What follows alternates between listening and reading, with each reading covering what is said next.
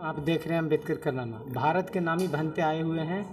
भंते प्रज्ञाशील महाथे और महाराष्ट्र से चलकर। भंते जी, बीटीएमसी एक्ट के बारे में बताइए, फुल जानकारी उसके बारे बोध गया टेम्पल मैनेजमेंट कमेटी जो BTMC, मैं इसलिए ज़्यादा जानता हूँ उसमें कि 1995 से 2001 तक के बोध गया महाबोधि महाविहार का मैं प्रमुख रहा हूँ, भिक्षु प्रभारी और सुपरिटेंडेंट, और पहली बार बौद्धों का मेंबर सेक्रेटरी रहा हूँ। बिहार सरकार के द्वारा मुझे उसमें सेक्रेटरी बनाया गया था। ये महाबोधि महाविहार है जो जहाँ पर सिद्धार्थ गौतम बुद्ध बने, वो स्थान पर तथागत बुद्ध के बाद 300 साल के बाद जब महाराजा अशोक जो है उन्होंने वहाँ एक स्तूप बनवाया था। वो स्तूप के बाद पहली शताब्दी में ये महाराजा कनिष्क के समय, अभी जो हम महाबोधि विहार देख रहे हैं, इसकी नींव रखी गई है महाराजा कनिष्क के द्वारा और पूरा हुआ है उनके नाती के समय में हुविश के द्वारा। तो ये महाबोधि महाविहार जो है ये दुनिया के बौद्धों का उगम स्थान है कि दुनिया में बुद्ध धम्म जो है बुद्ध की वजह से शुरू हुआ है। तो बुद्ध ने जो धम्म देशना दी है और जो सारे प्रचार प्रसार किया है, उसी की वजह से राजा महाराजा उस समय बुद्ध के ज़माने में जैसे बिंबिसार है, कौशल नरेश प्रसेनजीत है, मगध साम्राज्य के जो है वो बिंबिसार है, बिंबिसार के बेटे जो है अजातशत्रु है, ये और उज्जैन महाराजा उज्जैनी के, ये तमाम राजा बुद्ध के पास में बुद्ध के अनुयायी थे। तो इसलिए बुद्ध का धम्म जो है राज धम्म है, माने राजकुमार ने बुद्ध के धम्म को खोज करके, माने बुद्ध बन करके खोज करके निकाला। तो इसका प्रचार प्रसार विश्व स्तर पे उसी समय से शुरू हुआ, क्योंकि बुद्ध के ज़माने में ही अन्य देशों के भी लोग यहाँ आते जाते थे, तो उन्होंने वहाँ तक के फैलाया। फिर महाराज अशोक ने तो इसको राजाश्रय दिया और मिशनरियों को भेज करके तमाम आशिया में इसको फैलाया। तो ये बुद्ध धम्म फैलते चला गया। ये धरोहर जो बुद्ध गया में बनी, इसकी वजह से देश विदेशों को लोगों का आवागमन शुरू हुआ और ये बुद्ध वैभव जो है वो बढ़ते रहा। बाद में क्या हुआ कि कुछ समय के बाद जब जो क्या बोलते हैं इसको, मुस्लिम आक्रमण वगैरह हुए, उसके पहले भी कुछ आक्रमण वगैरह होते रहे हैं, क्योंकि बौद्ध विरोधी भी बहुत थे, जैसे बंगाल के राजा में कुछ। तो क्या है कि कभी कुछ अच्छे विचार वाला आदमी रहता है, कभी उसके दिमाग में खुरापात आती है तो वो उल्टा काम शुरू कर देता है, ऐसे भी हुआ। तो ये देश में उत्थान पतन ये सारा चलते रहा है। तो ब्रिटिश पीरियड में ये महाबोधि विहार जो है ये खुदाई करके निकाला है। इसके पहले जो था अवनति हुई, ढेर सारे आक्रमण हुए, फिर वहाँ जंगल हो गया, सुनसान पड़ गया, और सुनसान हो जाने के बाद बर्मा के राजा मिंदोन ने यहाँ पर प्रतिनिधि मंडल भेज करके इसकी खुदाई करने की कोशिश की। लेकिन पहली बार मिशन गया तक क्या आया, तो गया के पंडों ने उनको डरा धमका के बताया तो भूतों का जंगल है, तो गए नहीं बेचारे, थोड़ा अंतर छोड़कर वो वापस चले गए। फिर राजा ने वहाँ आदेश दिया, कुछ सेना के लोगों को दिया, जंगल काटने के लिए साथ में लोगों को दिया और भेजा कि जाकर के वहाँ बोधि वृक्ष के पास में आपको पूजा करनी है और उसकी खुदाई करनी है। तो उस खुदाई के लिए बंगाल में जो उस समय का गवर्नर था उसको ढेर सारे नजराने भेजे गए कि अनुमति लो, क्योंकि वो उनके टेरिटरी में आ रहा है उसको खुदाई के लिए। तो खोद करके निकाला। तो ये कनिंगम जो है, अलेक्जेंडर कनिंगम, इन्होंने इसको 25 फीट खोदा ऊपर से, पहले अंदर ढका हुआ था, और फिर सफाई का अभियान चलाया। तो सफाई का अभियान चलाया और ये माने दुनिया के बौद्धों की विरासत जो है वो ज़मीन में दफन थी। और उस समय तो बौद्धों का नाम लेवा भी भारत में नहीं था, और जो भी नाम लेवा थे तो विद्वान और पंडित जो अपने को कहते वही लोगों ने विष्णु के नाम पे वो उल्टा पुल्टा अपना चलाते थे। तो क्या हुआ कि ब्रिटिश पीरियड में अनागरिक धर्मपाल जी 1891 में श्रीलंका से आए भारत में। तो एक थे हेनरी एल्कॉट, वो कर्नल थे अमेरिकन, वो श्रीलंका में आए हुए थे, क्योंकि वहाँ एक बहुत बड़ा डिबेट हुआ था श्रीलंका में, पानदुरा डिबेट के नाम से मशहूर है। तो पानदुरा डिबेट में क्या हुआ कि क्रिश्चियन लोगों ने बुद्धिस्ट भंते लोगों को हराने की कोशिश की और कहा कि नहीं, ईसाई धर्म ही बहुत अच्छा है। तो तब वो पांदुरा डिबेट में ईसाई सारे बड़े बड़े मतों के अलग अलग देशों से गए थे, ओपन डिबेट हुआ तो उसमें वो हार गए।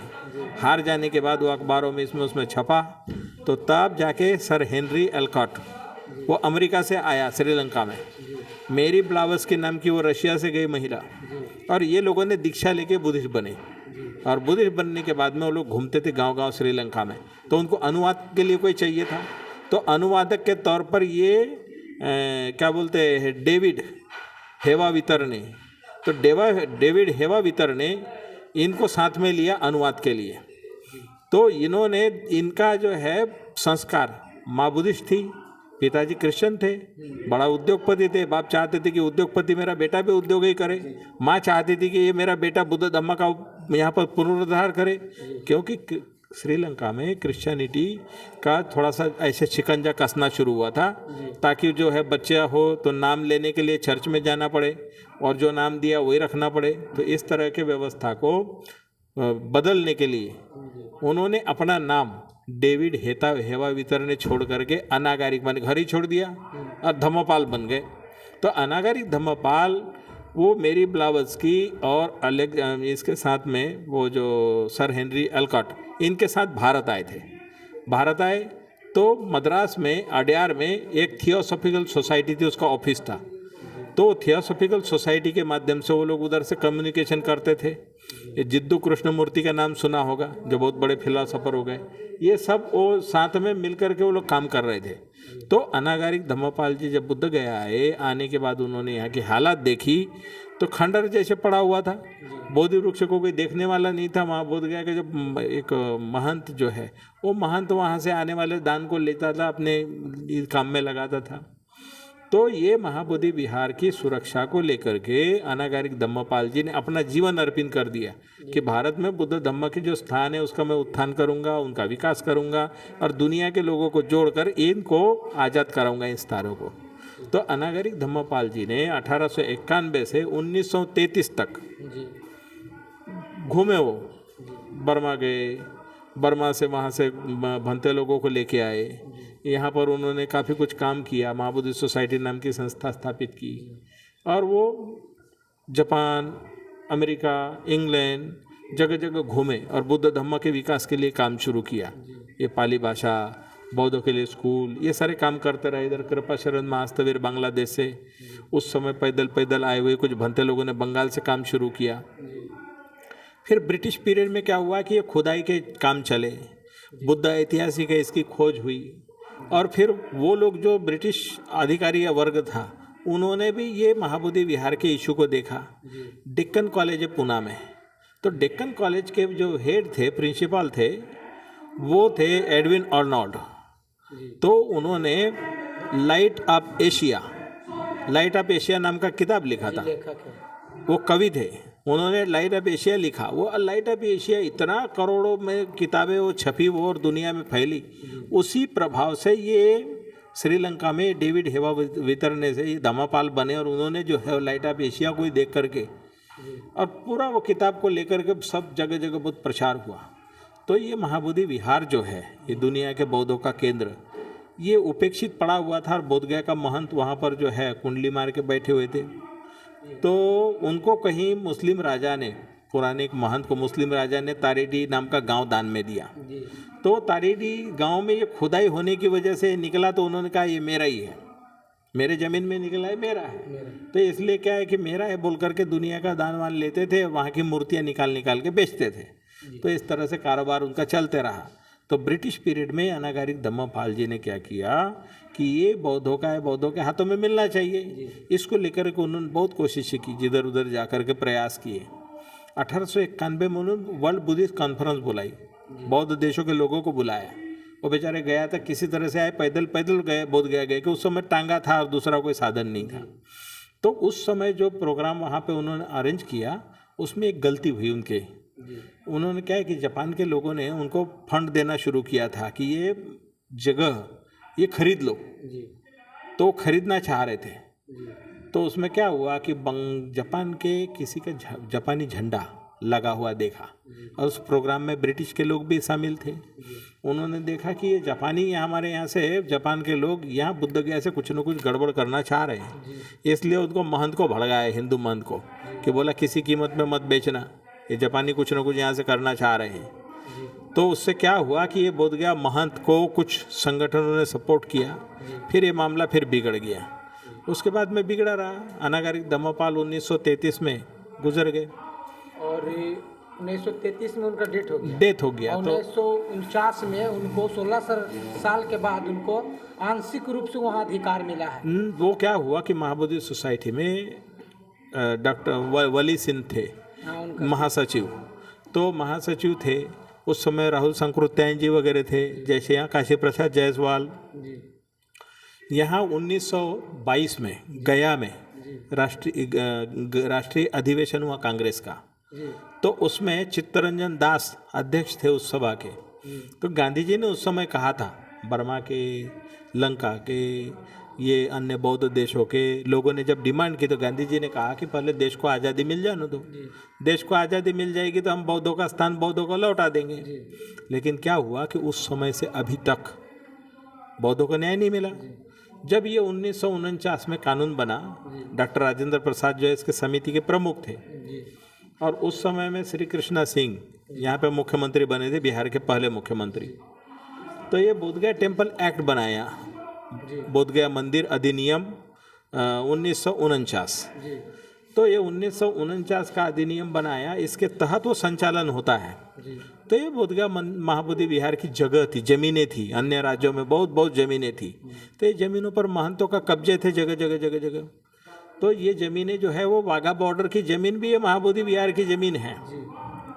पाकिस्तान हिंदुस्तान जो जगह बोलते हैं ना वाघा बॉर्डर, वो भी जगह बोधगया के महाबोधि महाविहार की है।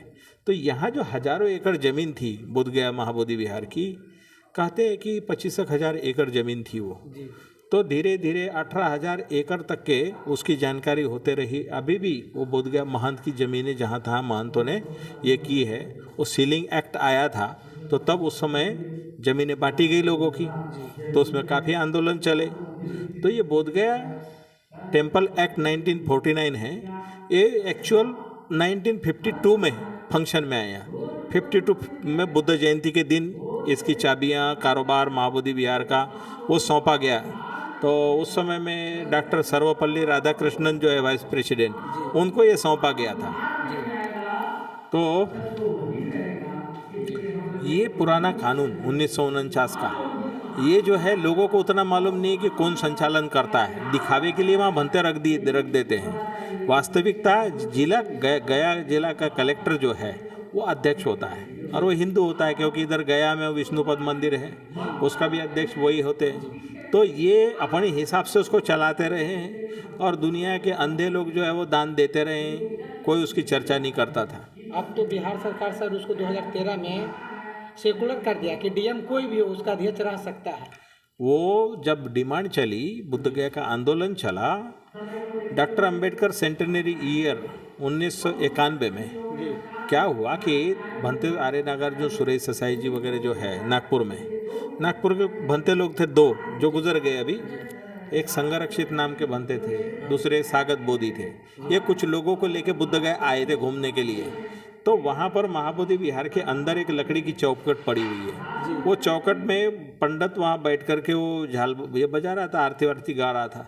तो उनसे उनका विवाद हो गया। उन्होंने बोला ये शिवलिंग है, तो उन्होंने बोला कहाँ का शिवलिंग है, तो विवाद हुआ। बगल में कुछ कमरे में 3-4 कमरे हैं, तो वहाँ बताए 5 पांडव है। उन्होंने कपड़े उतार के देखा तो बुद्ध की मूर्ति है, उनको कपड़े बांध कर पहना के रखा था 5 पांडव के नाम पे। तो वहाँ विवाद हुआ।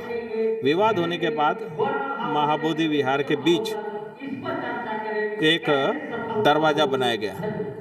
महाबोधि विहार के अंदर एक पीतल का दरवाज़ा लगाया। उस समय में डिस्ट्रिक्ट कलेक्टर राजबाला वर्मा थी, तो बोला कि ये अम्बेडकरवादी जो है ना, ये आतंकवादी है, इसलिए इनको अंदर घुसने नहीं दिया जाए। तो एक पीतल का दरवाज़ा बनाया। तो फिर ये विवाद जो है जब महाराष्ट्र में गया, तो भंते सुरेश ससाई जी ने कुछ लोगों को लेकर के दादर चैत्यभूमि मुंबई से वहाँ से रैली निकाली, ट्रकों में भर के लोग आए। तो क्या हुआ कि वो जब राजगिरी में आए तो वहाँ राजबाला वर्मा जो कलेक्टर है उन्होंने कुछ लोगों को भेजा कि उनको बुद्धगया में मत आने दो, क्योंकि अगर आएंगे तो वातावरण बिगड़ जाएगा, यहाँ अशांति हो जाएगी। तो उन्होंने बोला नहीं, हम इतने दूर से धम्म यात्रा करते आ रहे हैं, हम महाबोधि विहार में दर्शन किए बिना लौटेंगे नहीं, चाहे कुछ हो जाए। तो 144 धारा लगाई गई, पूरा बैरिकेटिंग किया गया, बारी बारी से एक छोड़ा गया। तो वो 1992 में वो एक रैली हुई, महाराष्ट्रियन लोग उसको टप्पा बोलते हैं। तो वो एक टप्पा हुआ, उसमें टप्पा में बड़े बड़े भंते लोग थे। फिर उसके बाद से 1993, तो 1993 में भी यहाँ बुद्ध जयंती पर प्रोग्राम हो, उसमें मैं आया हुआ था, मैं उस समय भंते नहीं था। तो ये बोधगया टेम्पल एक्ट 1949 जो है वो संविधान के बनाने के पहले का है, और जो संविधान विरोधी है वो समानता का विरोधी है, वो न्याय का विरोधी है। जहाँ बुद्ध ने सामाजिक न्याय बताया, वो बुद्ध के धम्म को, बुद्ध के स्थान को ही कोई न्याय नहीं है। भंते जी, हम जाते हैं बुद्धगया में तो देखते हैं कि 2 मंदिर बना हुआ है, एक हिंदू देवी देवता का है, और हम किताब में पढ़ रहे थे अनागारिक जी के, तो उसमें भी देख रहे थे कि वहाँ पर पशु बलि दिया जाता था। तो ये जो है पशु बलि कौन यही देते थे? बोधगया के महंत के लोग जो थे ये शैव मत के थे, तो ये उस तरह से पशु बलि पहले देते थे, क्योंकि बुद्ध का धम्म जो है शांति है, अहिंसा है, दया है, प्रेम है, करुणा का है। क्या हुआ कि जब ये ब्राह्मणी व्यवस्था वाले इसमें घुस गए तो इन्होंने क्या किया कि बुद्ध के जो अच्छे विचार थे उसको कलुषित करने के लिए उल्टे विचार उसमें घुसाए, तो इसलिए वो सारा होता था।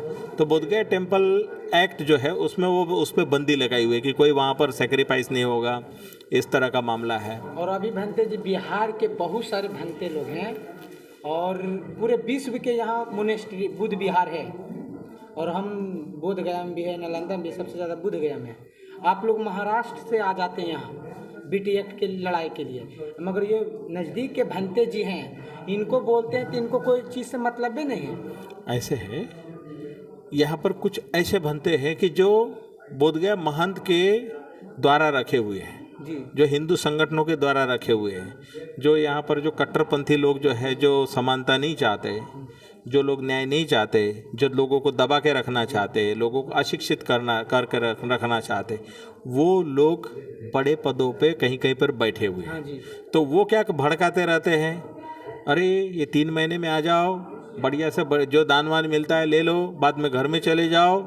हाँ, तो जब मैं यहाँ पर पहली बार 1993 में आया, यहाँ मैकूराम पुलिस के आईजी थे रेलवे के, तो उस समय मैं आया था और उनके साथ घूम करके मैंने यहाँ पर काफ़ी बिहार में काम किया। वो SC/ST एसोसिएशन के अध्यक्ष थे। तो बिहार में हमको एक कमांडर जीप लेके आया था मैं, भंते सुरेश SSI जी मेरे गुरुजी के, तो उस समय श्रामनेर था। तो आया तो यहाँ पर काफ़ी कार्यकर्ता लोग उस समय में, डॉक्टर BN करुणाकर थे, एक वो क्या बोलते सिंह जी थे, काफ़ी थे। अभी मंगे बिगा वाले भंते जो है सिंगल दीप है, उस समय प्रोफेसर PC राय थे। इधर नालंदा में हमारे उपासक आनंद उपासक वगैरह थे, उनके पिताजी थे, और बहुत लोग जिनको मैं जानता हूँ, जैसे बुद्ध शरण हाल जी है, डॉक्टर रजक है, आशीष रजक थे वाले सेक्रेटेरिएट में। तो ये तमाम लोग हमारे साथ में प्रचार में घूमते थे। तो उस समय हमने 6 दिसंबर में यहाँ गांधी मैदान में एक बहुत बड़ा दीक्षा का आयोजन किया था, तो उसके लिए तैयारी करने गए थे, तो हॉस्टलों में घूमे थे। उस समय बहुत विरोध हुआ था। एक किशोर कुणाल जो है वो पुलिस में थे, इनका ये महावीर मंदिर, ये लोगों ने विरोध किया था उस समय में। हाँ, तो विरोध भी हुआ, लेकिन दीक्षा का कार्यक्रम भी हुआ था। तो मैं तब से यहाँ के लोगों से परिचित हूँ।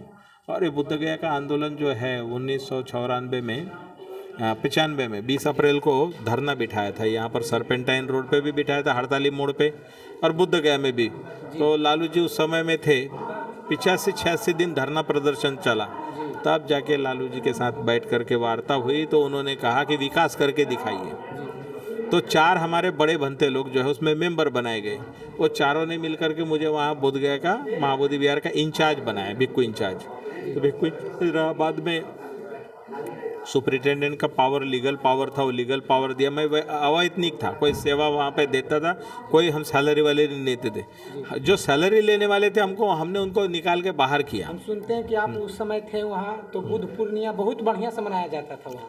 बुद्ध पूर्णिमा जो है, जब मैं 1995 में जब इंचार्ज बना, 1,500 रुपये में वो लोग बुद्ध पूर्णिमा मनाते थे। कुछ नहीं, केवल जाते थे, खीर चढ़ाते थे और बिल विल झूठे मूठे बना के दे देते थे। लेकिन मैं बुद्ध गया आंदोलन की ओर से आने की वजह से, भारत के बौद्धों की ओर से आने की वजह से, फिर मैं उनको लेटर चिट्ठी लिखता था कि बुद्ध जयंती पर आइए, बुद्ध जयंती मनाएंगे और इसके लिए दान दीजिए।